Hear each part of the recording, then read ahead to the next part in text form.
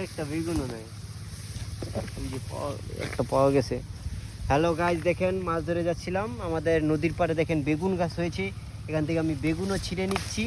এই যে একটা বেগুন নিলাম, আরও আছে। এই যে আরও একটা সুন্দর একটা বেগুন পাওয়া গেছে, বেগুন দিয়ে চচ্চড়ি রান্না হবে। এই যে সামনে ঢেঁড়স আছে, ঢেঁড়স নিয়ে যাবো পুড়িয়ে, এই ঢেঁড়স দিয়ে ভাজি খাওয়া হবে, ভাজি করে খাবো একদম পুরো দেশি। দেখেন এই যে কচি কাছে কাছে খাওয়া যাচ্ছে, একদম সেই স্বাদ। হাওড়া আসবেন আর এভাবে খাবেন। এই যে এখানে অনেক হয়েছে, এগুলো অনেক বাড়তি হয়ে গেছে, এগুলো খাওয়া যাবে না। এই যে আরও ছোটো ছোটো আছে, কিছুদিন পর খাওয়া যাবে, ঠিক আছে। এগুলি একদম ছোটো, আর এগুলো হয়েছে একদম বড়, এগুলো খাওয়া যাবে না। আমি কিছু ছিটে নিচ্ছি, এই যে ছোটো ছোটোগুলো, এগুলো ভাজি করে খাওয়া যাবে, একদম দেশি, হাইব্রিড নয়, গাছ একদম দেশি, একদম দেশি ভেন্ডি। এই যে অনেকগুলি ছিললাম, এই যে দেখেন মাছের সাথে নিয়ে যাচ্ছি, ভেন্ডি ভাজি হবে, বেগুন দিয়ে মাছ রান্না হবে।